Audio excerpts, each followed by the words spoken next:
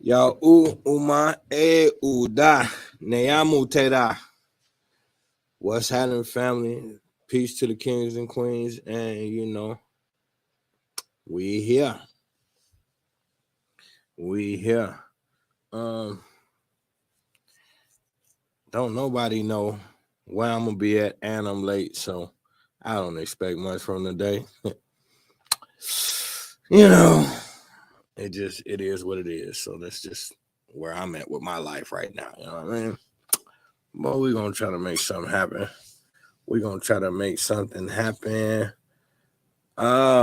My YouTube family. I was just talking about y'all. I said y'all ass ain't coming. Just playing.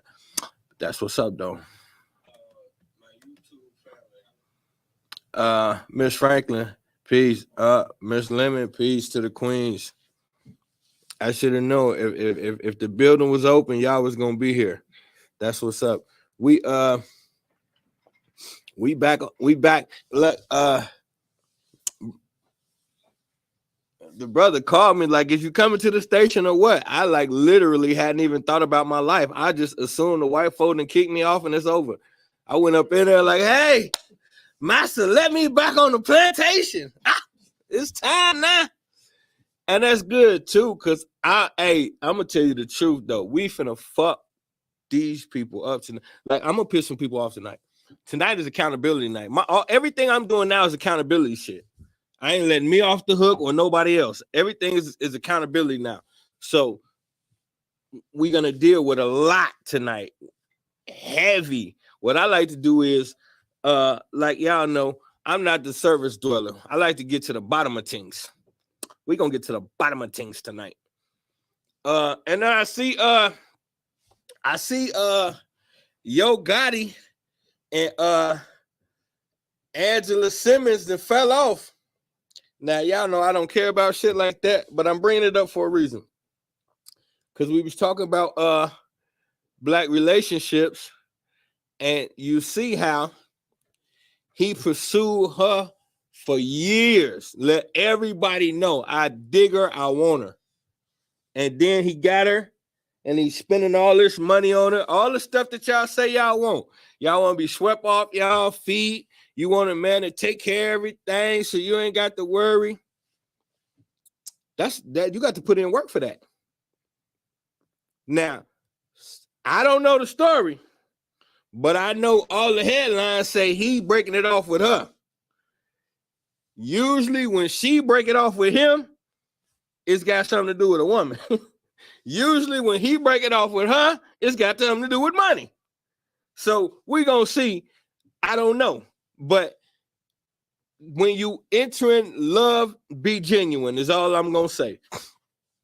Now, we're going to deal. I got a lot of information we're going to deal with tonight because a lot of people want to pretend that this prison pipeline dynamic doesn't exist. And I even seen a lot of melanated people trying to defend it and say, the primary thing is we like to look at we like to look at cancer once we already got it. We don't care how we got it. We just say, oh, that's cancer. Nobody cares what type of cancer is it and how to get here. I'm the why man. I need to know why things are happening. So when you can see a direct line between melanated children and a route to incarceration, we're not going to pretend like that's not there. So now we have to say what's happening that is creating this thing where it's a catch-22 because the children have gotten so violent and aggressive that now they need metal detectors and armed guards at the school buildings. So then now I got to ask you, damn it, which came first, the chicken or the egg? Because we're not going to assess children and claim them to be problematic without getting to the source of el problema. Why are these children problematic? Why are these areas problematic? See, it goes back to what we was talking about last week. Everybody want to talk about crabs in the barrel, but nobody wants to talk about how the crabs get in the barrel in the first place. Because what you're having is a congested amount of crabs in a condensed situation, and they want.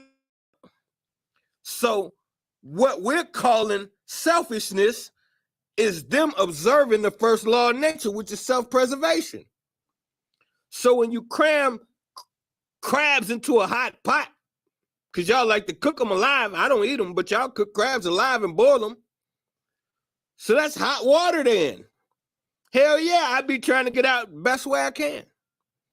So every time we use this analogy, we seem to fault the crabs.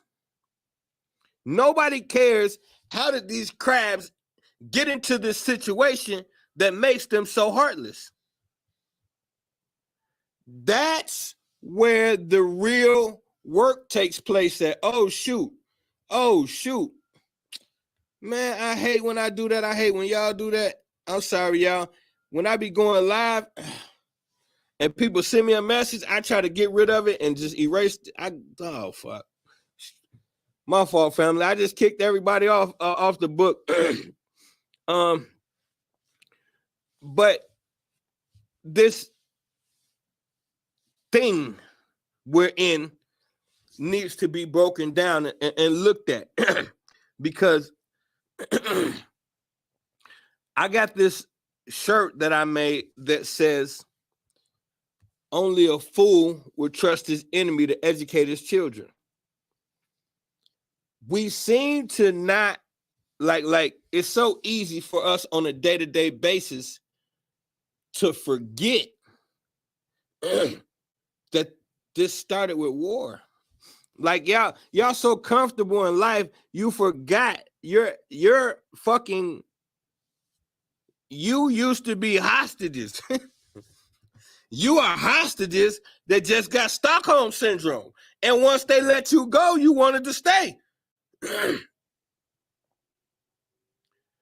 So that's the real issue.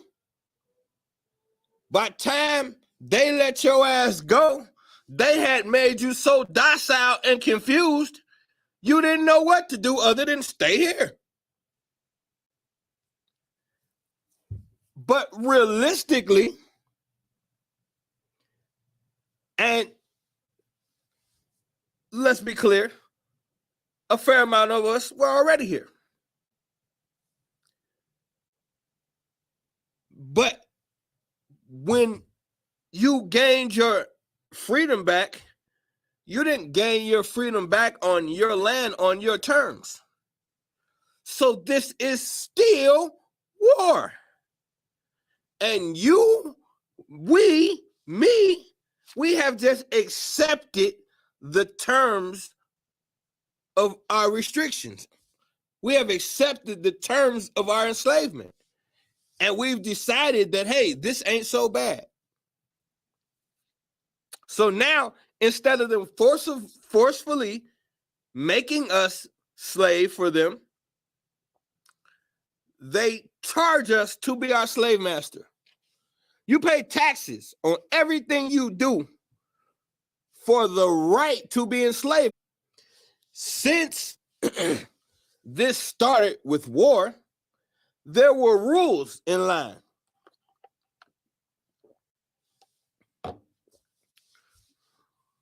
The live acting up, well, it probably gonna cut off because I'm finna talk that shit. So when I talk that shit, they shut down everything. The power might go out in this bitch. If it get dark, y'all come get me. If everything go black, come get me. But now, so you got to think about this. Whether you was indigenous and you was already here. No, it's them fucking with me. whether you indigenous and you was already here, or whether you came from somewhere else. You are currently a fucking hostage. And so now you pay for that. You pay for the right for them to police you, overgovern you, and what else? Educate you. You pay for the right to be falsely educated and indoctrinated. And you pay well. So let's think about this. Because there was a point in time where the education of slaves was outlawed. You were not allowed to read and write. Now, here's where the ride get a little tricky. For almost 200 years, you were not allowed to read and write.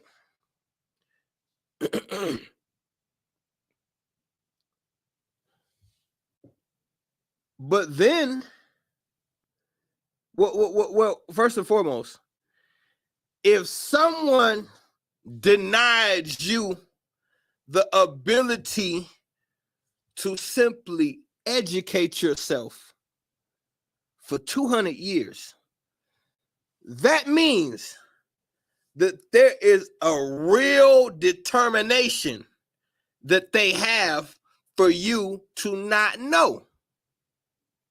That means they are extremely determined for you to not know.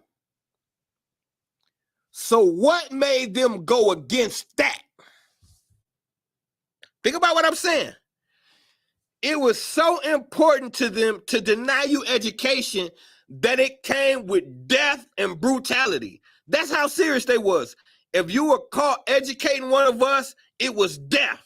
If one of us was caught educated, it was death and brutality. They were so serious about us being ignorant that they were willing to kill us or their own kind. Think about it. The people who helped them keep us imprisoned were at fear of death if they were to educate one of us. That's how important it was to keep us ignorant. Yet, they went against that. And we never asked ourselves why. What happened? See, everything is causality. What happened in the white man's world that made him say, wait a minute, we got to educate these niggas? What happened? Don't think he just woke up one day with a conscience, because I know y'all like to think that. You like to think that somewhere inside him is this warm, fuzzy space for you.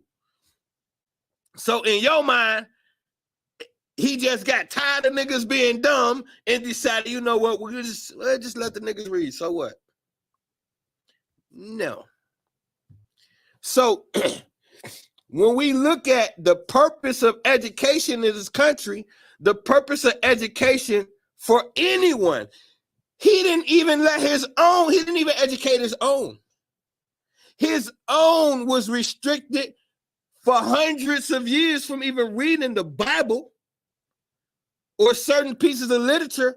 So he restricted his own too. And at some point, what happens? He is forced to educate you in order to make his pockets grow. So you had to be educated so that you could facilitate the money making better. So he cares so much about getting that bag, he went against his own laws so he could get a little bit more. So you just have to think. Nothing supersedes the system, is what I'm trying to get you to understand. This is a system. And the system supersedes everything. So within the system, they realize, okay, having them non-educated is hurting our bottom line more. So in order to get the bottom line where we need it, we got to make these niggas smarter.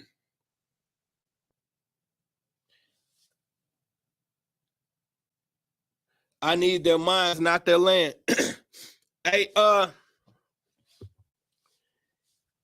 education is the cornerstone of a society. You can tell the level of people you're dealing with the level of education. That's why the United States is the education mecca, because they stole all the goddamn information. So now, just think about this. So when they decided to educate you, it was so that they could run their system more efficiently, never for the sake of making you more intelligent. Now, why? According to Dr. Amos Wilson, intelligence equals the ability to be efficient for oneself, the ability to basically help myself. And yourself includes you and your people.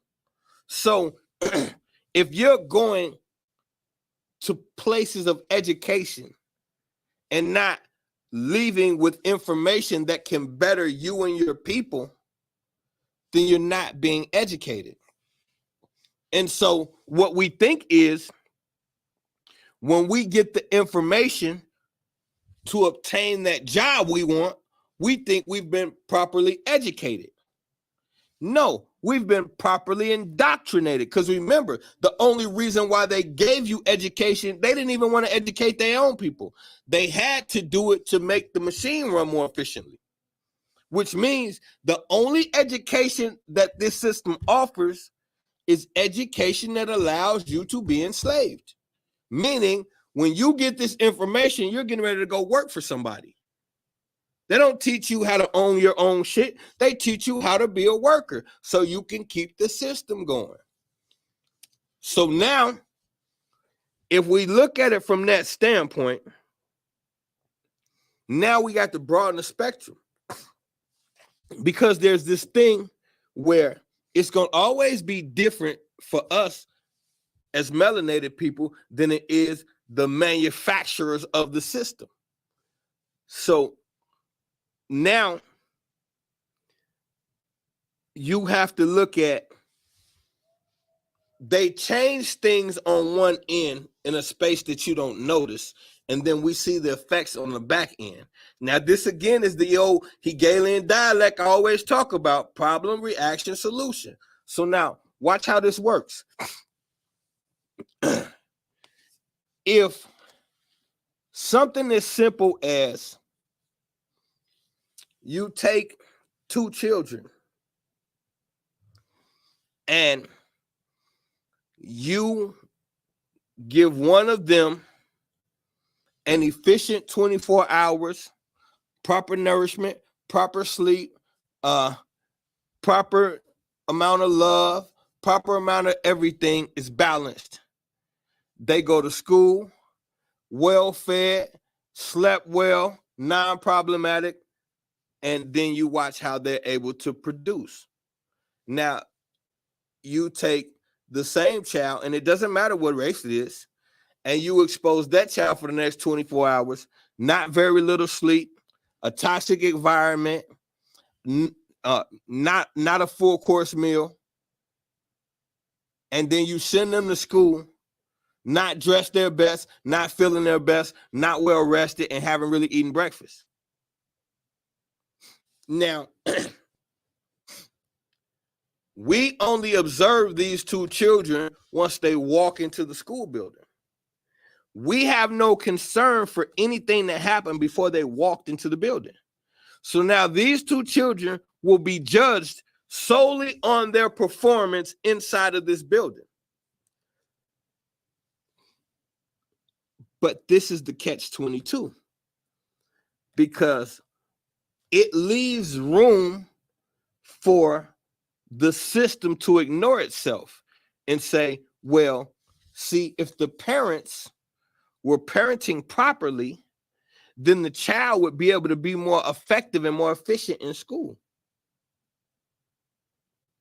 And so now, though this may be true, it completely negates a whole lot of important information, such as what is in place that has created this dysfunctional environment for the parent to parent in. We can never get away from the systematic. That's why this Thursday discussion is going to be so good, because it poses the question, and I'm so open-minded to being able to go back and forth with you all on this. So I need everybody in Clubhouse Thursday, because this is going to be a great discussion. Which one is doing more of the shaping? Are we shaping our environment negatively, or have we been negatively shaped by our environment? Once again, which came first, the chicken or the egg?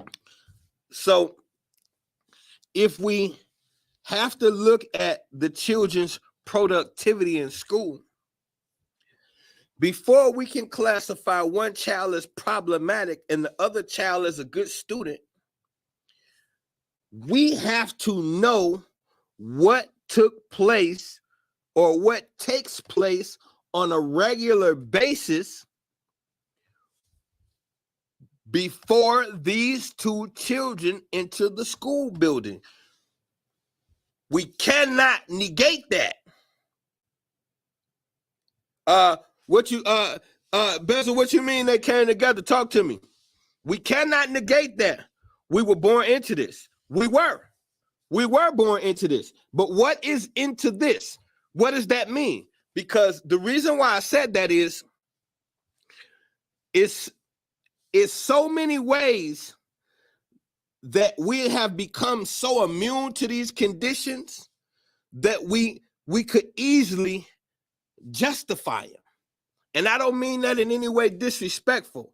I mean, we all do it. And what I mean by that is, like, we see so much crime and murder, we're desensitized to it.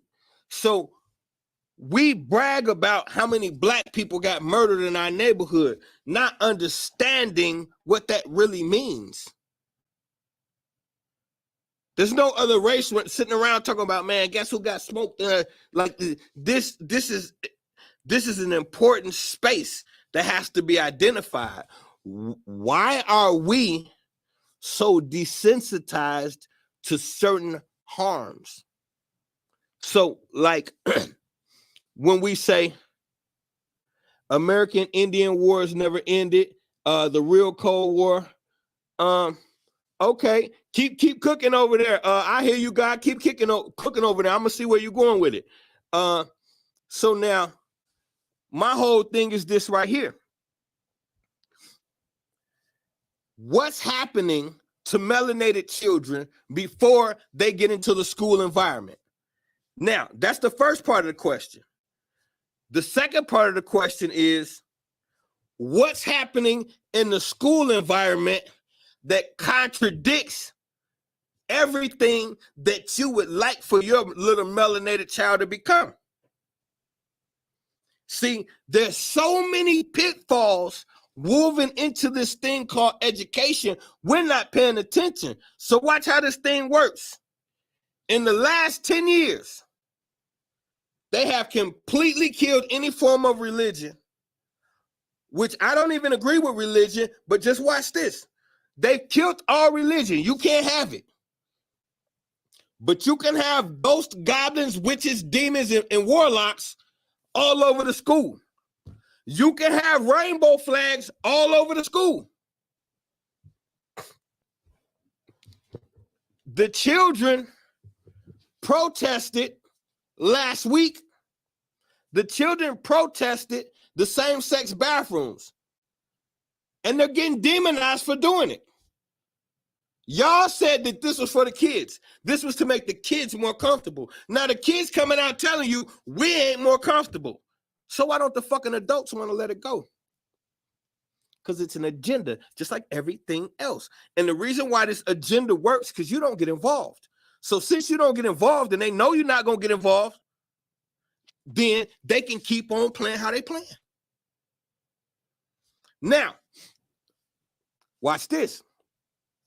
So now, when you're looking at your children, keep in mind, this is a dangerous game we playing because you have not been able to look at it as a game. You don't understand that it's a reason why you're required to spend anywhere from 8 to 12 hours a day away from your children. But you think you're raising them. The first half of the day,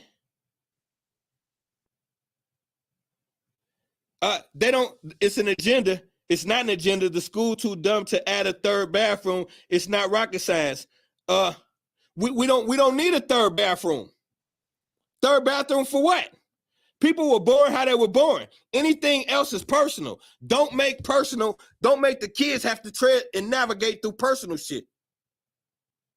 See, you involve the children when you take adult-ass thought processes and impede them on children. Children don't give a fuck until you tell them they're supposed to, and then it becomes an issue.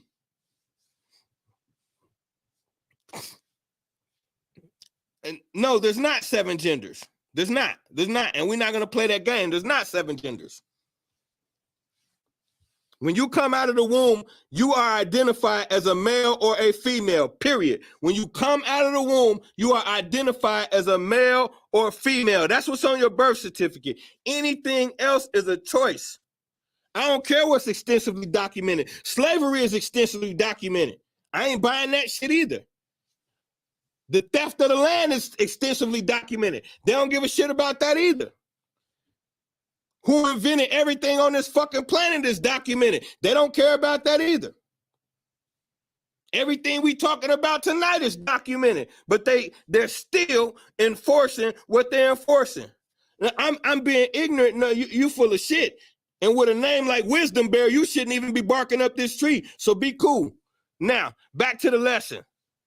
I'm being ignorant when I got 2 eyes and I can see. You born a man or you born a woman? Fuck is you talking about? We don't play them games here. This is Misinformation Nation. We don't play them games here. You come out the womb a male or a female. Anything else is a decision. And keep your decisions to yourself. Don't put that shit on our children. Children shouldn't have to worry about 7 fucking genders. Wisdom Bear. Wisdom Bear ain't that fucking wise. Talking about his 7 genders. Fuck out of here. I'm blocked. You came on my fucking live. Bye. I'm blocked. Then he told me to decolonize. You're a fucking so-called Native American promoting white supremacy. If you don't get the fuck away from me, study your own culture. I know one thing, you don't got to study my culture. You too busy stealing it. Get the fuck up out of here. Fuck is you talking about? You got me fucked up. Wrong one. Now, anyway, gonna come on my live talking about I'm blocked. I ain't never been on your page a day in my life. I wouldn't give a fuck if you blocked me 5 times. It's still gonna be, after you block me, it still ain't gonna change the genders. You could block me from now to next year. It's still gonna be 2 genders. Fuck are you talking about? Now, either way it go, and this is what I'm talking about. That was the perfect moment I needed that to explain what I'm talking about. Look at what a system does to you. Watch this. Look at what systematic oppression does to you. Every person that could hear my voice right now know for a fact when a baby come out the womb, it is identified either it has a vajayjay or it don't. Period. And every once in a blue moon, you will get a hermaphrodite. That shit is so rare, it's ridiculous. Past that, when it come out, it's going to be male or the female. Any of this other shit, I don't care about none of the links you send me or none of that shit. You could say that shit. You block me. Fuck is you in my live sending me links for? I'm blocked. How you going to send me links and I'm blocked? The deviant African genders. You slow as hell for even sending me something called the deviant African genders. Anyway, Run, not so wise bear. You need to go get yourself together. If this is what they teaching on the motherfucking reservation, y'all bogus as hell. If this is what they teach on the reservation, y'all bogus as hell. Now, definitely, and they give you your slave number, your social security number, and they identify you, and then they put a number on you, and now you're property. So get the fuck out of here with that. We gotta fight a fucking. When you look at this rainbow flag, and we can see it's the opposite of the chakra flag. So that right there tell you they fucking with you. That right there tell you they fucking with you. They take the purple chakra, which is your royal chakra, and they put it in your lower self. Then they take the lower self chakra and put it up at top. That show you what that is right there. Saw a Lost Tupac interview where he said he would have died before he let a man rape him. Hey, you know what? I'm gonna say this right here.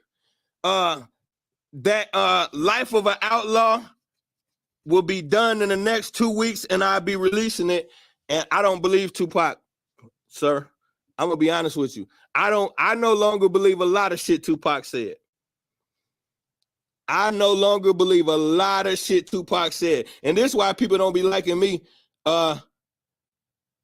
This is why people don't be liking me, because my viewpoints be always so opposing to what's common thought. But like, I like to look into shit, and if it smells funky, I go get into it. So I asked myself this about Tupac. See, we make rules, and then I'm gonna get back to the lesson, because I got a lot of shit to show y'all. We make rules to help navigate this system. So one of the rules we know is that success costs, and the higher up you go, the bigger the cost. So we look at today, in this day and age, and we say, ain't no way this person was able to get this far without doing something crazy. So why does the rules change when it comes to people we like? As soon as it comes to somebody we like, then we like, no, he wouldn't do that. He was too real. Wait a minute. I thought the rules was you had to do fuck shit to get where you want to be. Okay. To this day, no rapper has ever gone higher up than Tupac. No rapper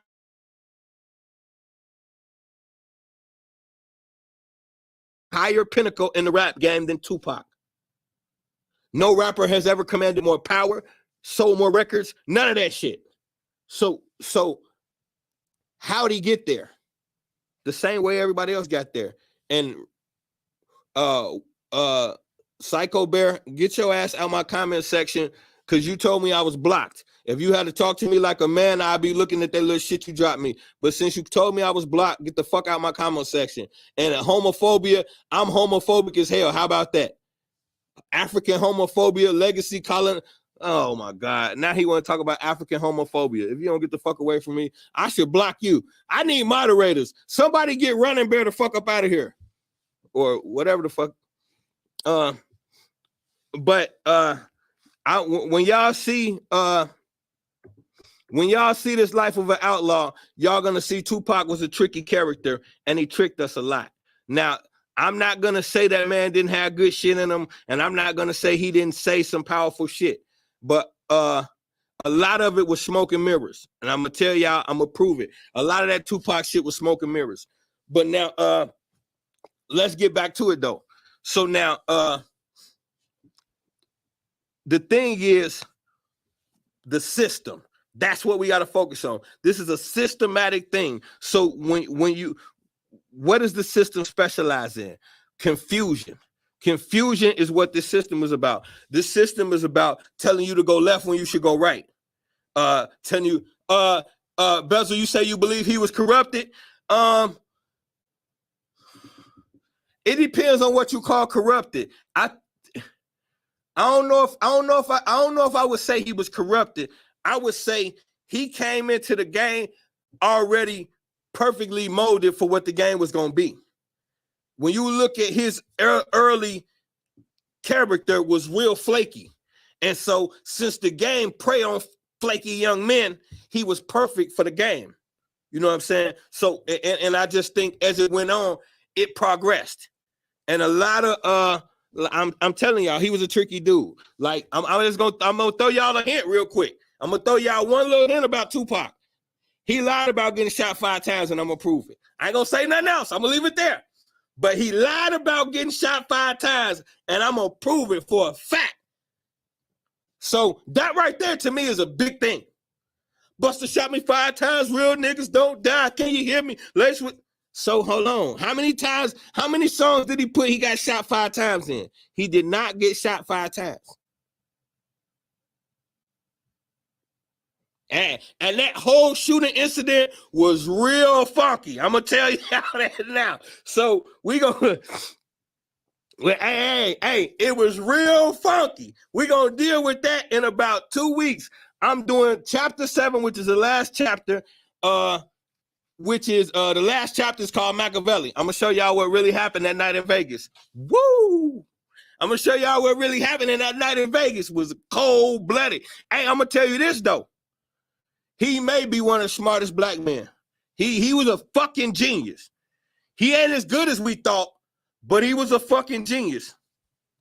Yeah, he was an actor, so he kept acting. You're right about that, Queen. And he knew how to captivate people way before. He knew how to captivate people way before he got to the spotlight. He was a master at that. So it was like when he came through, he already knew how to get to people's hearts. All the acting and poetry and performing, he knew how to get to people already. Okay, hold on. Let's say, could you say a prayer for me, bro? A few weeks ago, I took some Delta 8 gummies and had a panic attack. Hey,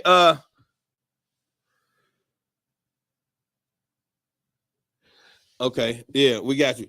All right, so now look, here's the thing right here. Now let's get back to it. So now, watch what this little girl say. My dad said schools are basically prisons. They keep kids locked up physically and mentally, prepare them for jobs that are also basically prisons until they retire and go to a nursing home. Their final prison. School is not a prison. Can I leave whenever I want to? It's a little like a prison. Hey, one more time. Why? Amazing. Costs a fortune. My dad said schools are basically prisons. They keep kids locked up physically and mentally. Okay. They keep kids locked up physically and mentally.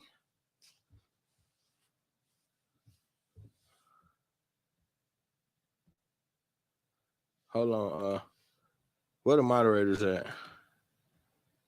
Where the motherfucking moderators at? All right. Let me get this motherfucking weirdo out of here. I can't believe people sit around with nothing better to do shit like that. All right. So now, keeping you locked up mentally and physically. So the whole thing is, if the purpose of educating you was to make you a worker. Now, remember what we said. The education is supposed to make you more intelligent. And the purpose of intelligence is learning how to become more self-sufficient. That does not mean learning how to be a good worker. So now you have to constantly look through the ages and see with every level, something else gets thrown into the playing field. So first, we had to go to school, but they was gonna keep it separate. We don't want you niggas around us. You get educated over there. And so here's where they tricked us at. They integrated you, but in this integration, because of the deeply rooted hatred that America had for you, your integration came with all of these stipulations, which led you to self-segregate. So even though you're allowed to be around white people, you can't afford to. You can't afford to. You don't understand the customs. You don't have the behavior. You don't speak properly enough. So there's all these different barriers which says, even though I'm free to be over here, I'd rather just stay over here. So now, inside of this scenario where you rather just stay over here, you have to understand what's going on. Everything is a why. Why'd they integrate in the first place? Remember, the same reason why they taught your ass how to read. For the dollar. The money was fucked up, and to get it back right, they had to integrate. So they integrated your whole civil rights movement. That was a ploy because the economy was fucked up. After Vietnam, the economy was fucked up. So they needed integration. That's why they used the puppet Dr. King. This boy was raised by Jesuits his whole life. His daddy did business with Adolf Hitler. See, it's the shit. That type of shit that I be saying that they don't want us to know. Would you feel the same about Dr. King if you knew his daddy used to do business with Adolf Hitler? Would you still think he was for us like you think now? All of this is about the machine. So now you look at it this way. The machine has to keep running. So therefore, we got to go against the laws we made and cut these niggas in a little bit more because it'll equal more money. So now, as you integrate, and Dr. King teaches you, we won. We fought a victory and we won. What'd you win? You won the right to destroy black economics overnight. Because soon as you had the right to go sit up under white people, you stopped going to black people. So Dr. King, if you're looking at today's financial fuck up and you see how financially fucked up we are, it's what Dr. King did with the civil rights movement that led to this current level of poverty. So now, while we're getting more educated, we're becoming poorer. And now, who can really properly be educated? Because remember, education also, to be properly educated, you need a stress-free environment. Well, if you getting eggs thrown at you on the way to school every day, getting your hair pulled, getting jumped up by these little racist kids, getting terrorized on the way to school, then you get to school, everything is separate, you can't be nowhere near them. You got the black water fountain is dirty as fuck, the white kid water fountain clean as hell. They water cold, your water hot. All of these things done intentionally. Because if I keep you so stressed out and your determination is to prove that you are equal, then you'll spend all your time just trying to prove yourself. You won't have time to rebel. All of your time will be spent trying to prove yourself. And so this is another part of the machine, because now you have agitated kids in the classroom doing what? They're not sitting down, they're acting up. And so now you start to look at around the schools and wait a minute, how come it's only, and the little white kids is observing this. How come it's only the little black kids getting in trouble? How come it's only the little black kids doing this, that, and the third and arguing with the teacher, this, that? So now two things is happening. The teachers who never been where you from are judging you. And the other kids who never been where you from are judging you. And it looks like to everybody that you're the fucking problem. So now you can't make it through an 8-hour school day without this aggression from home playing out at school and somebody getting beat up. Some level of violence. And it's with us. So now everybody get to see it's only the little melanated kids doing all of this. So they can quickly equate, these children are the problem. Look at them. Look how they behave. No home training. Where their parents at? And if we say what our parents said, then I say, quit making excuses. Pull yourself up by your bootstraps. I don't got no fucking boots. What bootstraps? What came first, the chicken or the egg? Now, if these children are so bad, we got to do something. We got to get order in our school. What can we do? Crying at school. Well, this was a reality for a 7-year-old black boy in Missouri, and it isn't rare for black and brown kids across the country. Whether it's getting arrested for talking back or doodling on a desk, in-school policing is harming students by taking them out of school and helping funnel them into prisons. It's called the school to prison pipeline.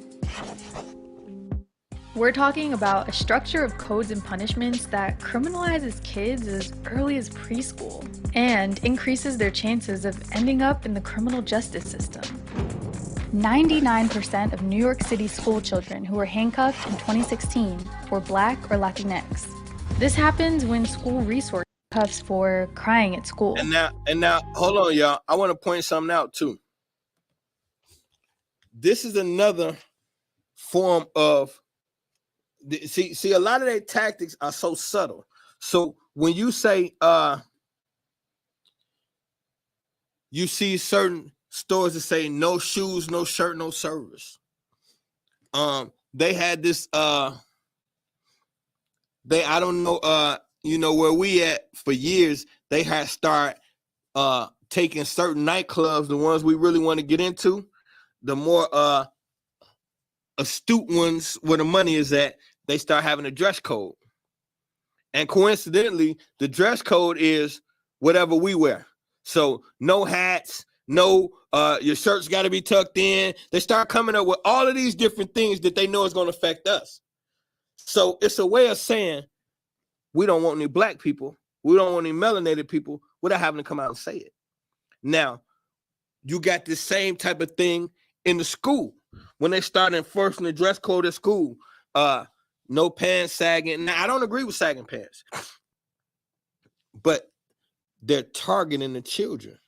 We're not dealing with why the pants are sagging. We're just saying you can't do it.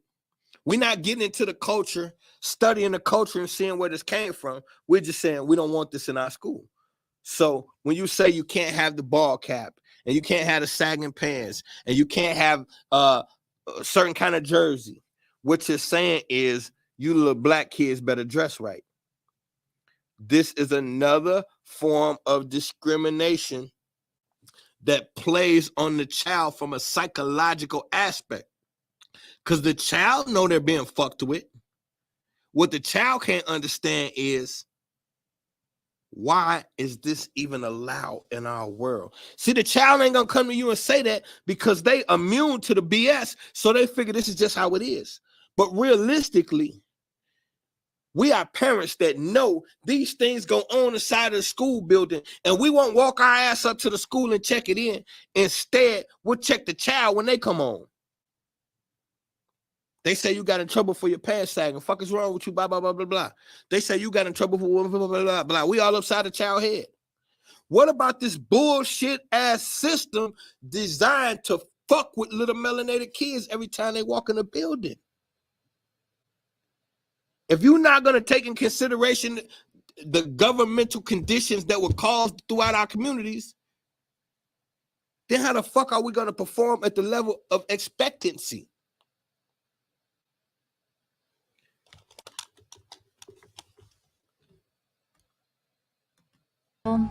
This was a reality for a 7-year-old black boy in Missouri, and it isn't rare for black and brown kids across the country.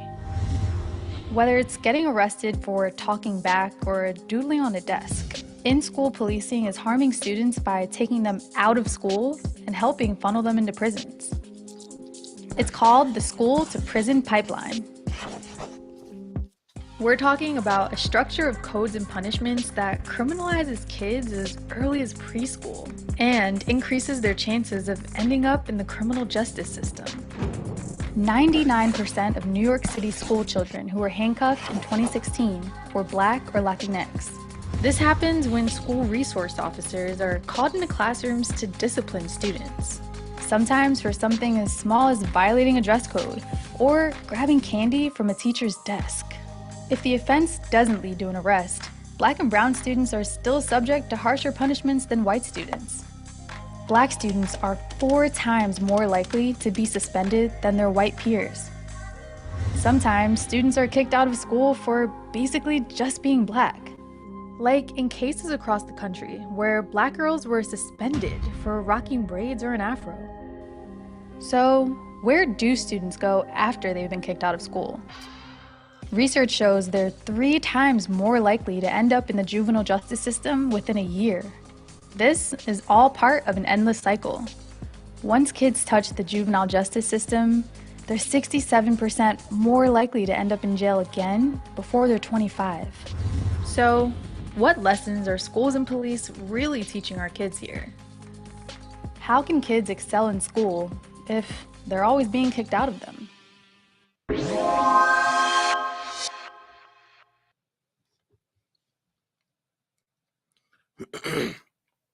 Hold on, y'all. I wanna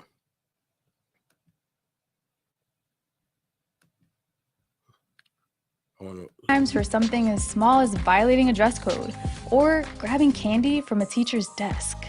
If the offense doesn't lead to an arrest, Black and brown students are still subject to harsher punishments than white students.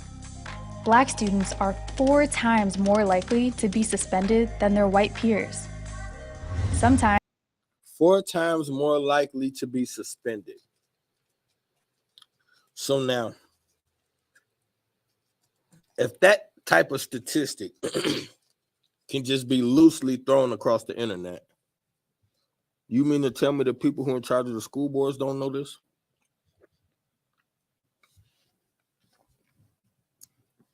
So that means somebody's doing this somewhere for some reason. Now, did you hear the statistic that says how much likely they are to be incarcerated once they've been suspended from school and like put in some type of juvenile situation? Then it dramatically increases the chance that they're going to be in and out of these institutions for the rest of their life. Some little white girl on the internet got these statistics. You mean to tell me educational boards all over the country don't know the same shit? So why ain't nobody doing that? This is the part you must understand.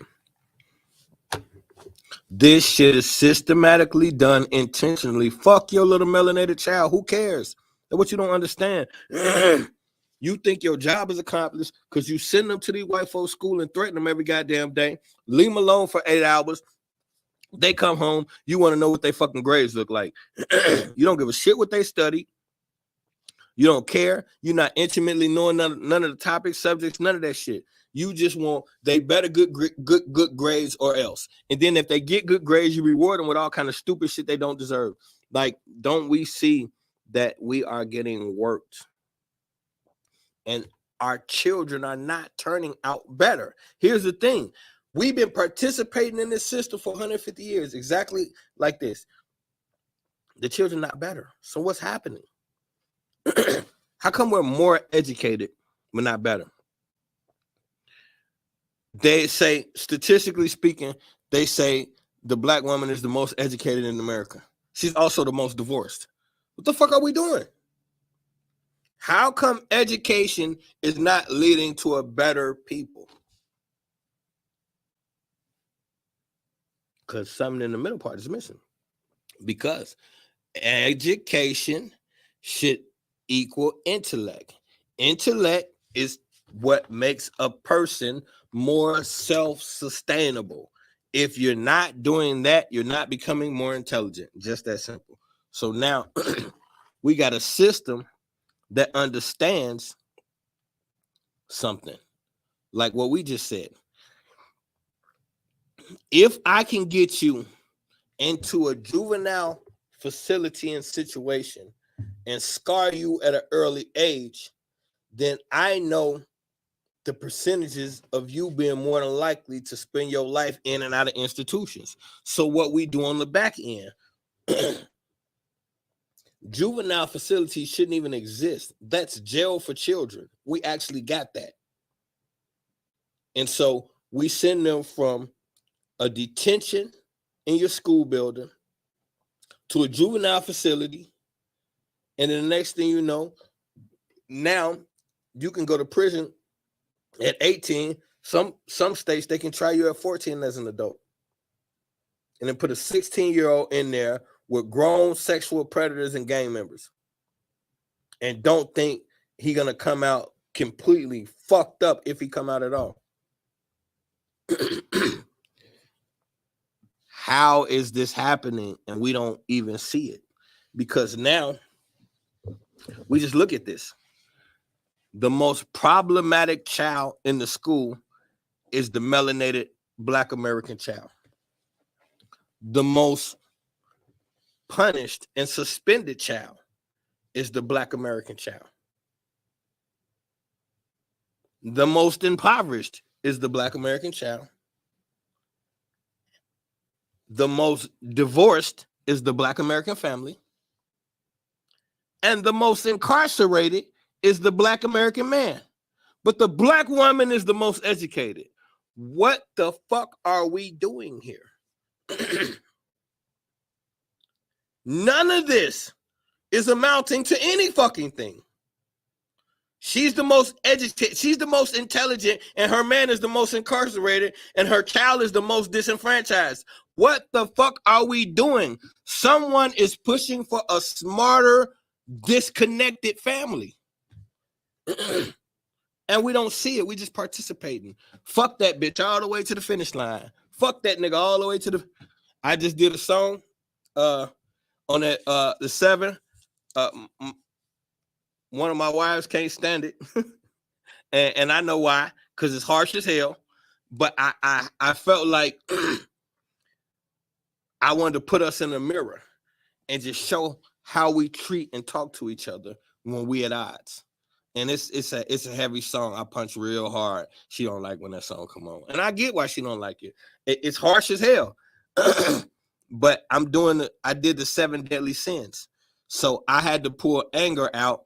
And so I chose to show the anger that thrives amongst Black relationships. And it's ugly. I sent it to my brother. It's like my brother Fish Nitty. We've been together probably 30 years down there. If not, yeah, we've been together about 30 years. Me and old Fish Nitty been rocking about 30 years. I sent him the song the other day. He sent me a crazy face. Like he ain't like it. I'm like, what? He like, you said that and that and that. And then I said, I'm just trying to show how we talk to each other. He said, you definitely did that. It's ugly. But sometimes, and that's why I don't have very many friends, because what's needed a lot of times is a mirror put in front of us. 30 plus, Bessie say 30 plus. He ain't lying. 30 plus. Japers. That's a long time to know an individual. Hey, I wouldn't trade him for the world either. That's my bro, man. But now, I've always, and he could tell you, I always been like this. I'm going to put that mirror in front of your ass. Whatever we doing, at some point, I'm gonna put that mirror in front of you and make you look at it. And a lot of people don't like to look in the mirror. Sometimes I don't like to look in that motherfucker. I ain't perfect. I ain't got this shit mastered. But it's what's needed. Accountability. Y'all gonna hear me pushing that all 2024. Account to fucking ability. We don't like to hold ourselves accountable, and we're gonna have to for this next stretch, because this one's wicked. We're gonna have to hold ourselves accountable. Either way,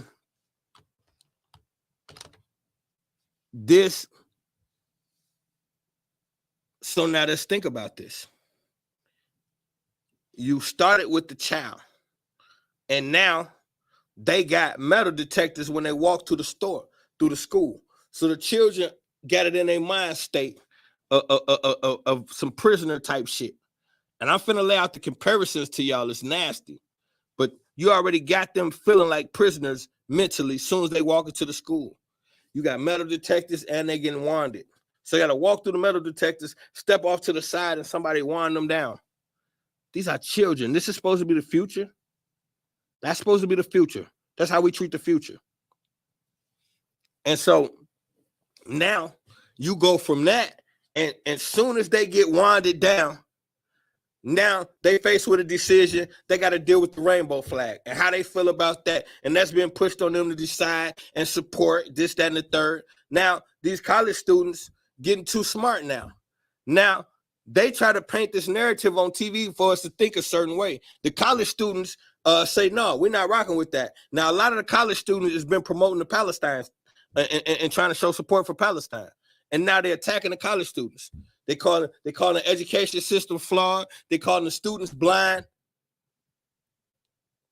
So now freedom of speech is out the window. Now the students can't even tell you how they feel about shit no more. So now you don't got a voice. All of these things you forced to choose from when you're supposed to be there to get educated. So you got war pressure on you. You got sexuality pressure on you. You got and you got racial pressure on you. You got to navigate all of this and make the right decisions. But separate it from your foundation, which is your parent. So anytime it's a tough decision, usually your parents will be there to help you navigate it. But for 8 hours, you're on your own. You got to figure it out. You got to make on-the-spot decisions and live with them. From there, our children are slowly, so you treat them like prisoners, they start behaving like. So now it's war inside of these schools. War, violence, weapons, shootouts, all of this. Why is all of this inside of the place of education? Maybe this is why.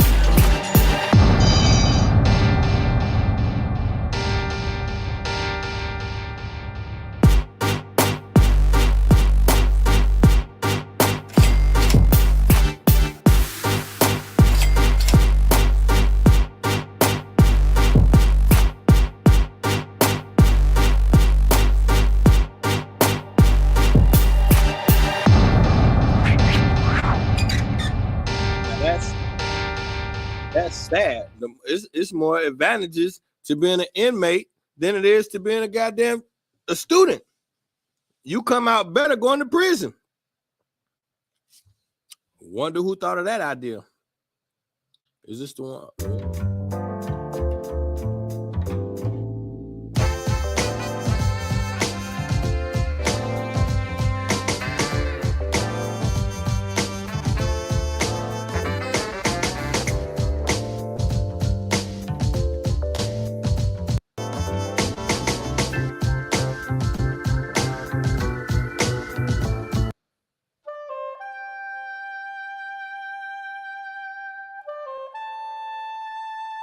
I would like walk to class and then they would just put your hand out, like block you and telling you like you're a sheep or a cow or something. You know how cows, they gather and groups and stuff, they'll like push you to class and all that, and you say, oh, my class is this way, and then they'll like ignore you and just keep on pushing you towards the class that you don't even belong to.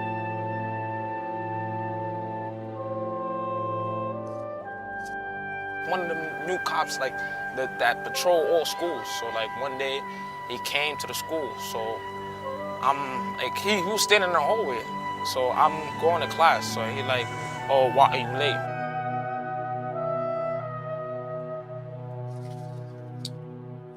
He started like getting like loud with me. So I felt like small compared to him. Like if I get loud with him, he gonna call some other agents, and then it's gonna be a whole different situation.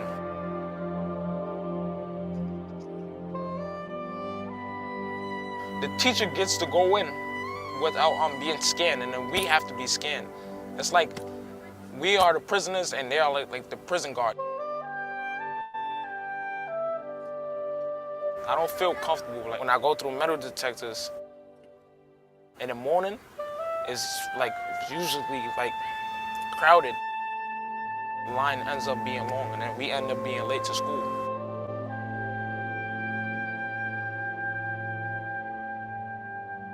I feel like I'm in like prison or something.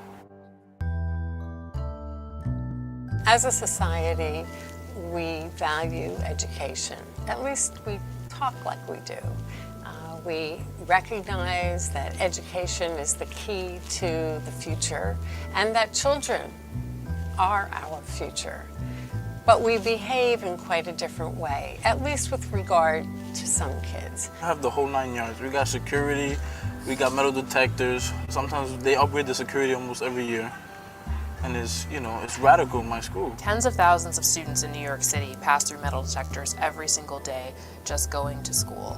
That means that sometimes they're subjected to invasive searches and pat-downs just because they're trying to get to class. This is supposed to be school. Like, why are you treating me like I'm some kind of criminal or something in the school environment? Like, I'm supposed to be coming here to learn and gain my education, but now I'm coming in feeling like I'm going into prison. There are more police in the New York City public schools than in virtually every large city in the nation, including Boston, Washington, D.C., you name it. There would be incidences where having cologne or wearing a certain necklace or having like a gay pride bracelet or something. There was like students would always be harassed and suspended for little minor infractions. Like a jail cell, we're getting patted down, locked up, scared. Why can't we just come to school and get our education? Why we gotta be locked up? Why we gotta be discriminated because based on our race, or even have skinning based on our race? Like, if you put it in a Caucasian neighborhood, I'm pretty sure they ain't gonna have skinning in there, you know? But like, you come to a neighborhood like this, where there's people of color, they have skinning. For poor children of color in our public schools here in New York City and in too many other places around the country, we treat the kids as if they're not the hope for the future, as if they're criminals in waiting. The school-to-prison pipeline describes the bizarre phenomenon by which young people are pushed out of school by virtue of exclusionary discipline, suspensions, expulsions, or the practice of arresting them or giving them criminal court summonses for really minor misbehavior.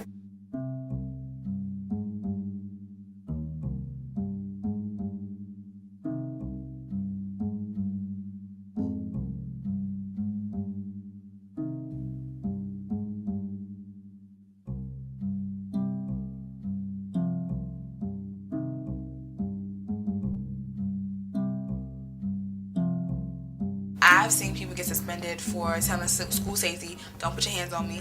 I've seen people getting suspended in other schools, like my friends, for not going through the metal detectors because they feel like the school's prison, so they didn't want to go through the metal detectors, they got suspended. I've seen people getting suspended for coming to school late. I've seen people getting suspended for walking out the classroom to go to the bathroom.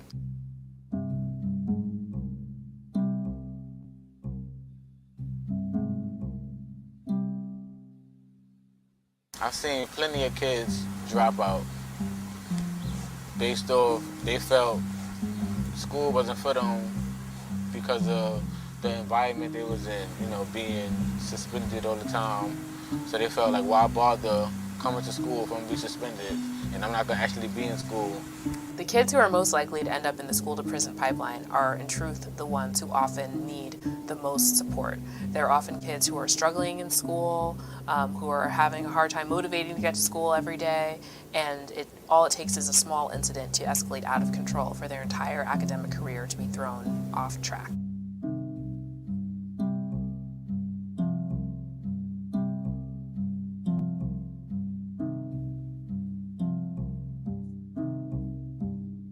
Many of our youth go to schools that have metal detectors, bars on the windows, police, some that are NYPD off the streets that have guns.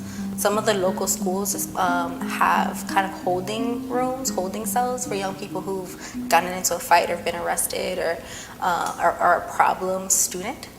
And what this does is from day one, when you enter freshman year, is it starts to condition you that you are a criminal. We act as if the kids are not worth saving, when instead of helping them understand how their behavior impacts their peers or themselves adversely sometimes and how to fix it, we just try to throw them out and lock them out and throw away the key. So I think that there's a disjunction between our societal values in children and in education and the reality of life for too many kids who are vulnerable. I've become the person where I love school and I love educating myself, but now I only love educating myself and I hate school. We call it the school to prison pipeline because when you push kids out of school, at any point, they're less likely to graduate and they're far more likely to end up in jail. Under the New York Constitution, every child has a right to receive an education, a free public education, until he or she receives a high school diploma or turns 21.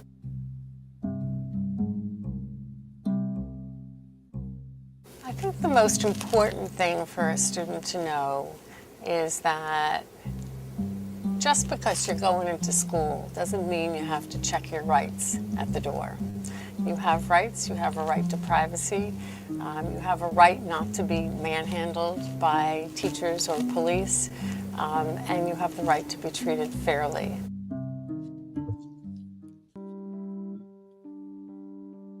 A school safety officer is an individual who is, in New York City at least, a peace officer, wears a police uniform, and is responsible for school safety and discipline. I've seen school safety officers, you know, put kids in the chokehold.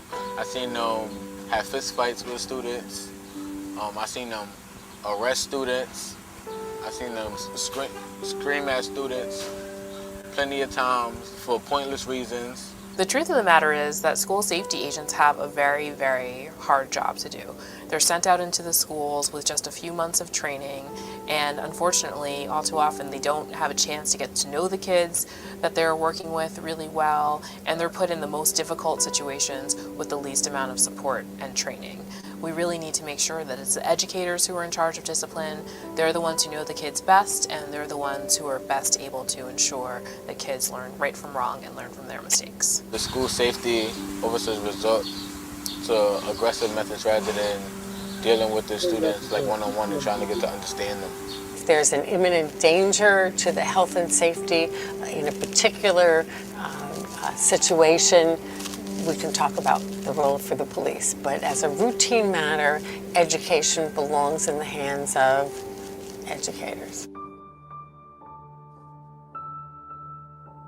5 years ago, the New York Civil Liberties Union filed a suit on behalf of several New York City public school children who had been subjected to unlawful arrests and uses of force by members of the NYPD School Safety Division. We brought the lawsuit because we thought that way too many kids were being subjected to bad arrests and uses of force by school safety agents when they were just going about their business in school and maybe engaged in misbehavior that a few years ago would have subjected them to a visit to the principal's office instead of a trip to the precinct. I've had instances where we had police assigned to our building who I believe overreacted to particular incidents, you know, and even involving the macing of a student who was handcuffed, you know, from one of the other schools, and you have to step up and fight for that. That officer's no longer here, and was removed because I believe we impressed upon his supervisor that his approaches were that there was an overreaction. And here's the thing. I didn't like that. She was teeter-tottering on some borderline cooning. Officers have it hard and they don't get a chance to. I don't be with that shit. I'm not. This ain't the Blue Lives Matter coalition or none of that shit. You in any accountability, any job you take on this planet, be equipped for it. Period. If you accept the job, be equipped for it. If you're gonna accept the job to police little black children, you know you ain't that experienced before you accept it, which means what's your mental recourse for having to deal with things that you're not used to? You seem just like everybody else saying, okay, I'm working in a community where it's going to be black children. They're a little more problematic in those areas. I had to decide, do I care or not? Because if I care, I'm going to come to my job with compassion. If I don't, I won't. So is accepting a job that you're not equipped for and then trying to blame the circumstances of the job for your ineffectiveness. No, fuck that. You're accepting a job to be security for an area where you know you're going to be dealing with predominantly black and melanated children. Okay. At the point where you accept that job, you know what level of experience you have. You know if you ain't never supervised black children before. Okay, well then come in there learning and don't come in there barking. But it is because you can't blame it on the situation. That shit was in that officer already. He or she just never been put in a situation where they had to show it before. And so now the first time you face some racial opposition, then how you truly feel come out. You start manhandling black kids, sliding out the N-word. You're inviting little black children to fist fights like you one of the guys. See that we're not gonna ever justify what the student doing through what the teacher's doing. The student is supposed to be having behavioral problems, whatever the case. These are students, the children. You are supposed to be the voice of reason, the wisdom point, the adult, the level-headed, the clear mind, all of that. So if you're not equipped to be more level-headed than a 10th grader, then your ass shouldn't be in a hallway deciding whether I'm gonna forget a hall pass or not, whatever the fuck you're doing. I don't like that shit. Accountability. Stay your ass out of our schools, away from our children if you can't handle the pressure. Go out there and go to your community and help little old white ladies get kitty cats out the tree or whatever the fuck they do in the suburbs. I don't know. But when it comes to us, this is systematic. It's a thing, and we're not going to pretend it's not. And so they're intentionally implementing levels of trauma that they understand what will happen. Because look, the same people who control these schools that are making them look like prisons are the same people. Remember, these are private prisons. Anybody that got the money can own a private prison. So these is regular, degular, schmegular people that then pulled their money together and hate niggas. I'm just going to tell you what they saying. So they then pulled their money together and decided, when they decided, I'm going to invest my money in a private prison. Off the rip, you know predominantly who's going to be in that motherfucker. You could tell by what state you in, what color going to be in your goddamn prison.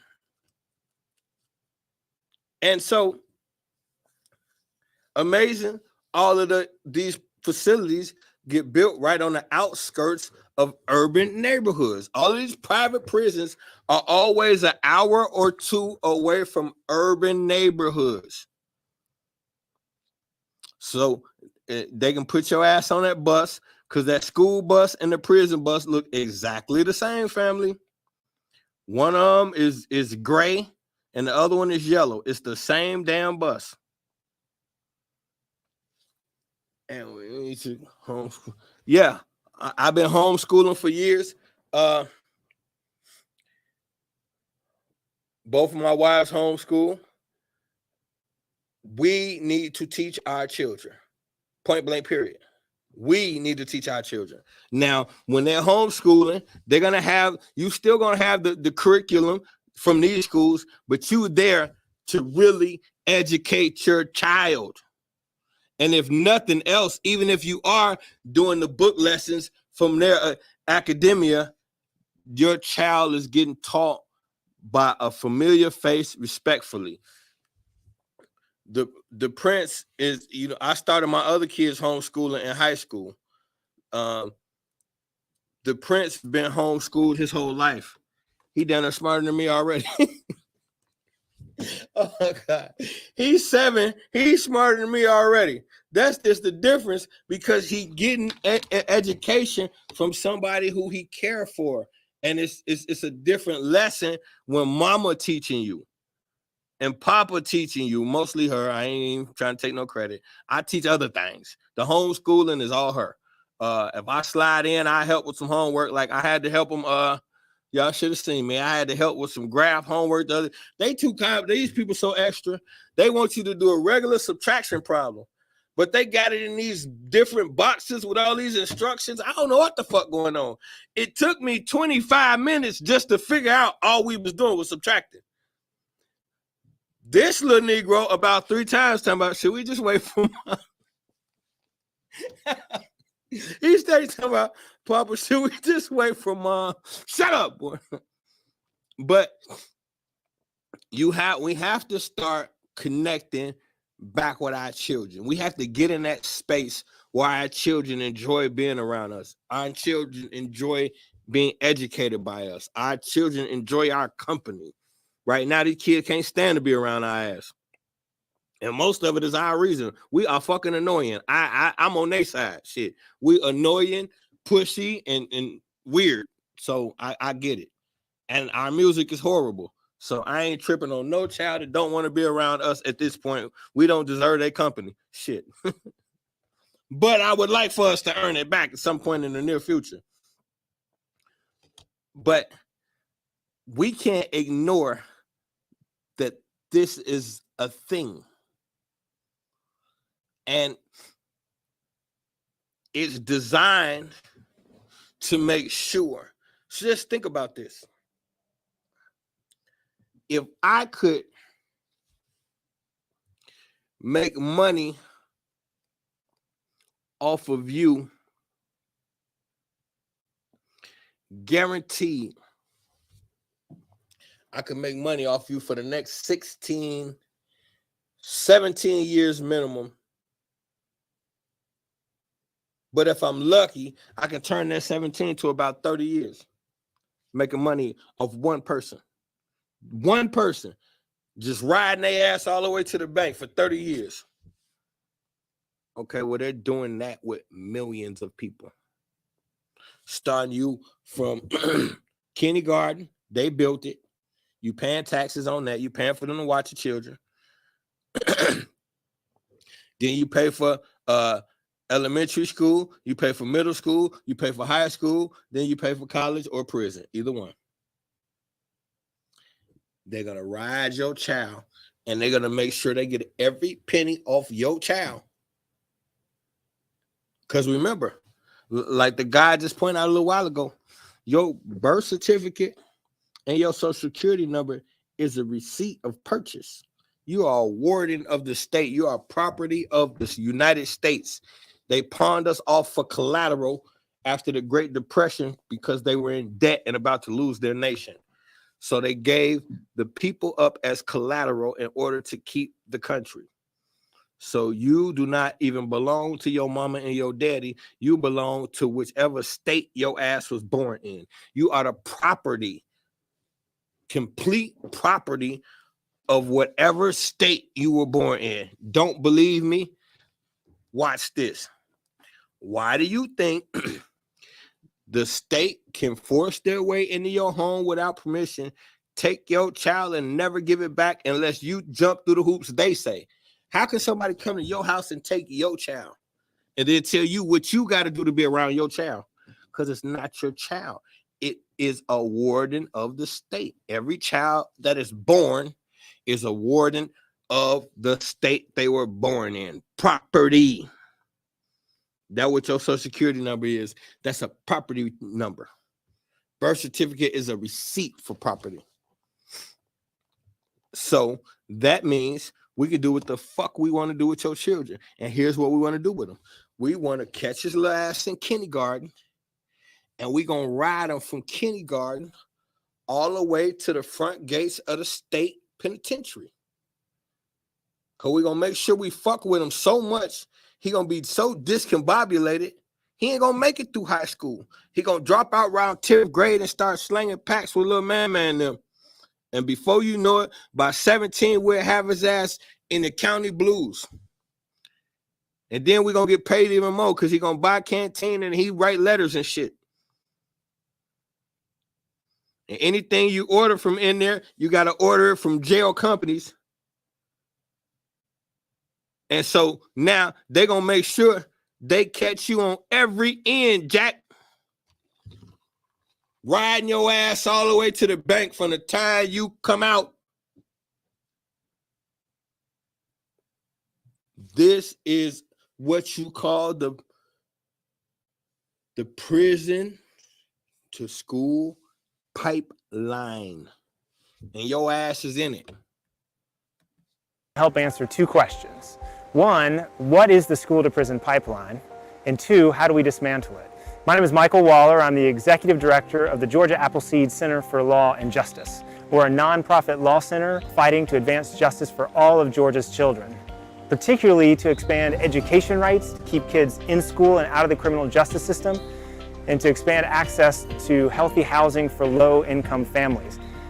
We do that through community engagement and finding solutions to the institutional, structural, and systemic injustices that are deeply embedded in our society, like racism and poverty. There are three main elements to the school to prison pipeline. The first is a school's use of harsh exclusionary discipline, so putting kids out of school, sending them out of the school community through long-term suspensions or expulsions. The second is policing in schools, adding armed police officers in the school building. And the third is through police or through school action and school administrators making referrals to juvenile court for misbehavior. So now they can come into your school and refer you to say, you know what, I think his little ass should get locked up. That's how much power they have over your children. So you got a social worker that could come in, analyze your child and say, you know what, I think this child should be locked up. And so now because of this social worker, now you got all of these different organizations, these letter organizations into your household, checking you. He said every week, man, getting progressively worse. Hey, say he need to put his ass in the house, man. You fucked me up with that one. You said that last week. It's either Man or Ray. I don't know why. Hey, but that's the whole thing, though. This, if we don't catch it, and they said also, I want to slide this in there too, because they about to throw another whammy at us. They said homeschooling is the #1 form of education in America. So now, you know, in order to homeschool, you got to go through one of their programs. So now they're about to promote homeschooling so they can desocialize you. So now They keep everybody in the house, keep the kids away from each other, and then they can work on you individually, because the mess that come across they're giving you the education, the programming. So now for every holiday, you're going to have, when Halloween come around, you're going to have little spiderweb math problems. When Christmas come around, you're going to have to, how many balls, once I take it off the Christmas tree, how many balls will Sarah have left? They're going to do all that shit. If little Johnny had 6 Christmas cookies and he gave Sarah one, they're going to play all them games with you. So they're going to make sure, no matter what, they stay ahead of the game. So right now, it's a little bit of freedom still in this homeschooling thing, but in a minute, they're going to have that on lock. And that's even better for them, because then they can fire all the teachers and let AI deal with you. They ain't really got to have no teachers. They're going to fire every teacher, and then a robot can teach your ass. We cannot win if we do not comprehend. Ooh, I should put that on a shirt. We cannot win if we cannot comprehend. That might be my next shirt, y'all. I'm almost positive it will be. We can't win if we can't comprehend. I don't know. I like it. I don't know if I should say can't or cannot, but either way it goes, that'll be on a shirt Tuesday. You can guarantee. Actually, that'll be a sweatsuit Tuesday. That'll be what I'm rocking next Tuesday. So if I put it on Facebook, y'all, what did I say? Somebody better remind me, because I know I'm gonna forget. We can't win if we can't comprehend. That's hot right there. But really, we just got to understand that every aspect of this thing is a setup. There's no good spaces for us unless we carve them out ourselves.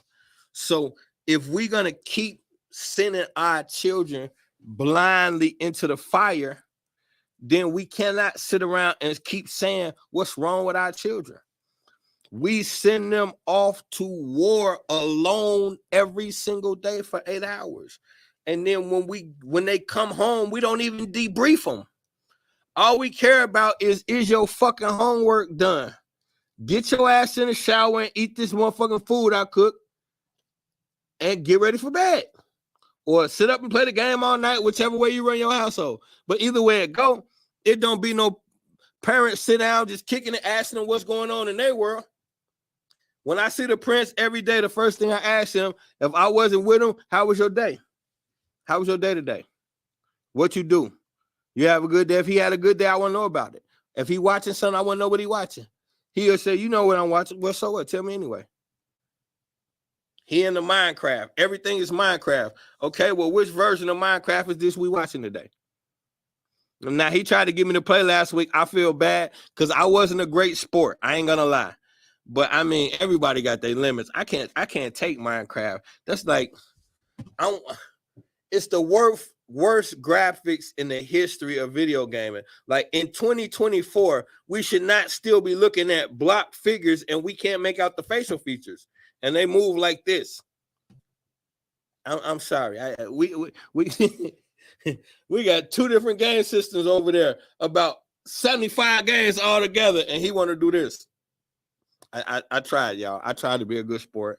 I probably ruined it for him, but I just couldn't. But the bottom line is, we got to stay ahead of the game. We got to understand what's happening and move accordingly. We keep running around here acting like this is not war. They're not out to get us. If Sexy Red can do it, anybody can, which that's not a bad vision, because if Sexy Red made it, that leaves, the only thing I like about her, she gave a lot of people hope. Because when you talk about a talentless, somebody who has 0 talent, like,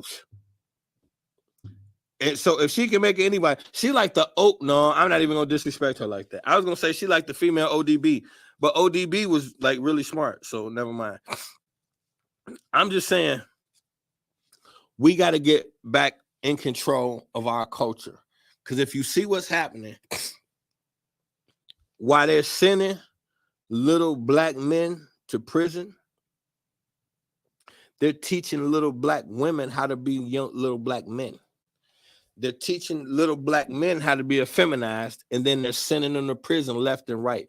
So with the rise in homosexuality and transgenderism, I can just imagine what the prisons look like right now. It's probably a homosexual haven. Like, it's probably so hard to go in there and not get turned out now. It's ridiculous because I think it wasn't popular before. Like, being a homosexual is popular now. So ain't no telling what it looked like in prison. It's probably, oh my gosh. So that's where they sending your little black men to homosexual camp. Homosexual / kill each other camp. That's what's going on. They're raping each other, killing each other, and doing drugs all day. That's what prison is. All we did was play games and do drugs all day. Fuck else you gonna do? Read in between that shit. So long gone is rehabilitation. That's out the window. This is about a payday. And the longer I can have you on, that's why they cut.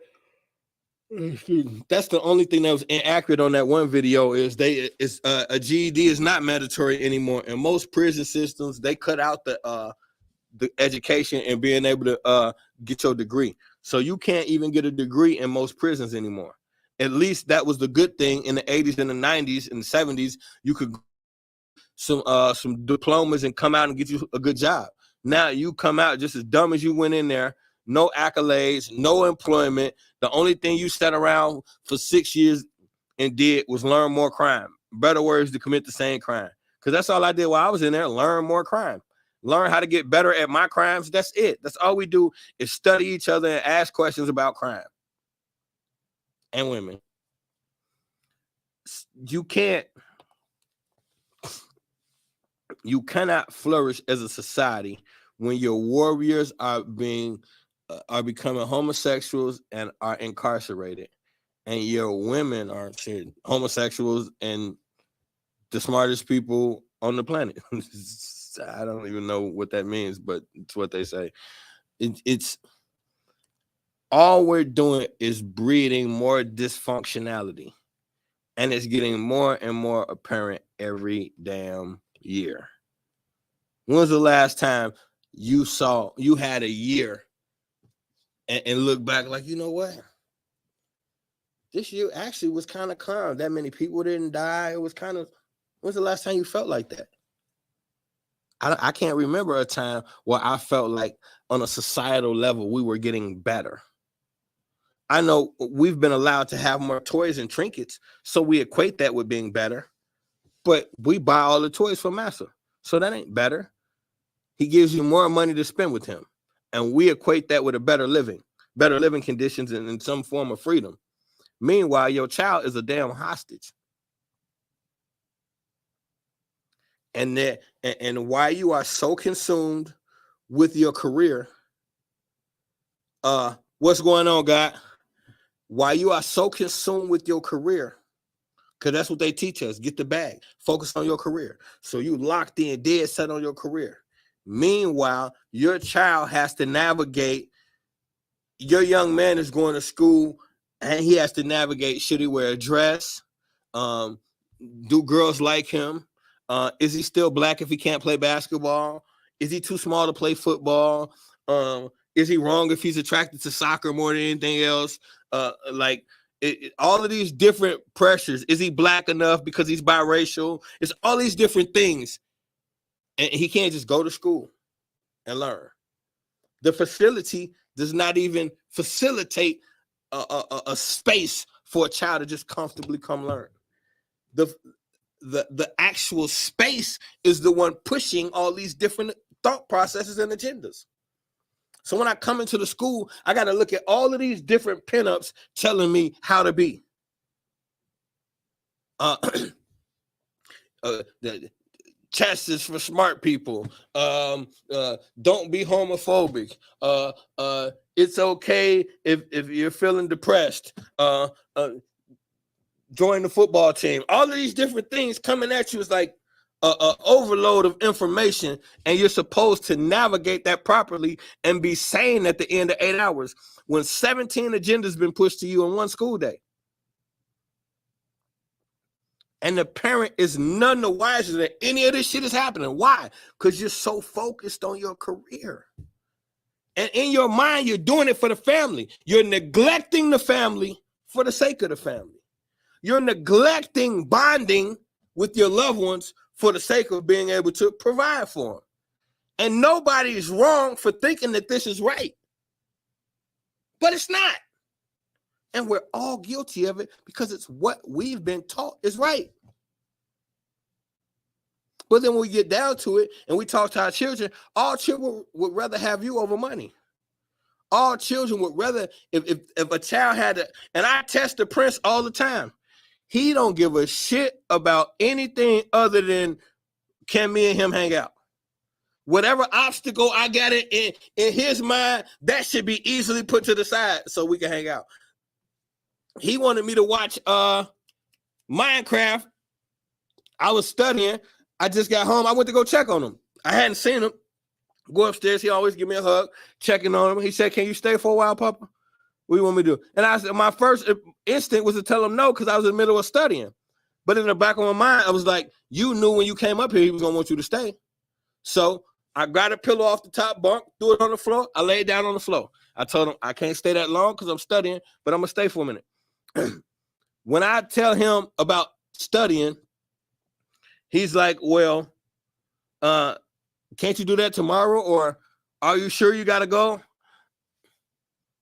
I just told you I got a big deal. I got to do it. He don't care. Can you hang out with me, nigga? Your problems are obsolete. I'm a child. Can you hang out? That's the bottom line for your children. Everything else is a perk, but what they really want is you there. And everything else y'all can figure out, but they need you there. All the money in the world, you could get them 1,000 gifts. But if on none of those 1,000 gifts did you hang out, by the time you get to 500, they're going to start taking the gifts and throwing them because they realize that this is something just to buy them over because you're not going to hang out. They don't care. Real parenting is with the child, going through it. You gotta go through it to get to it. So if your child is in a public school, you should be up there a couple of times a month just talking to these people. Get to know the teachers, get to know the staff, the board member, all that shit. It shouldn't be nothing going on in your children's school that you're not well aware of before it happened. And if it's too many rainbow flags down the hallway, goddamn it, we need to talk about that too. Why is there so much exposure? Everything dealing with your child or children needs to be checked in. Why? Because only a fool will leave the education of their enemies in the hands of their enemies. The education of their children in the hand of their enemies. You made them children.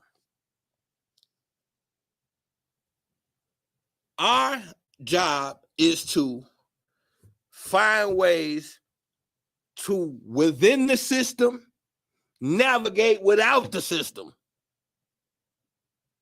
Within the system, find ways to navigate without the system. Meaning, if we go too far out of bounds, we know they'll lock a nigga up. So we can't just say, screw education and don't take the kid nowhere because we know they're going to call it truancy and force you to get it. So, okay, so then we're going to homeschool so we can have more control over that. Now, if we see at the point where they start weaponizing homeschooling, we're going to come together, we're going to call a meeting, and we're going to pull another move. Right now, it's beneficial to get some individuality so you can make the children strong again. Once they start using individuality as a weapon against our children, we're going to go right back to the group thinking. Within the system, without the system. That's the name of the fucking game we're playing. And it's the only way to save these little melanated babies. We're going to have to hop over these little hurdles and get busy. We're headed to Clubhouse right now. Don't meet me there, beat me there. Be there at 8:30. I'm hungry. I'm getting ready to find something to snack on real quick before I get to y'all. And then Misinformation Nation on Clubhouse. Damn, my phone just said nigga F you. So apparently, yeah, I needed a phone charger. Sorry, Facebook. Love ya. Well, anyway, that's what it is. Don't meet me there, beat me there. We headed to Clubhouse. Misinformation Nation on Clubhouse. Y'all know what it is. And hold on. Let me get my life together. Knowledge is the only real power. Information is the only real currency. The balance of both is the route to divinity. I love y'all. I'm gone.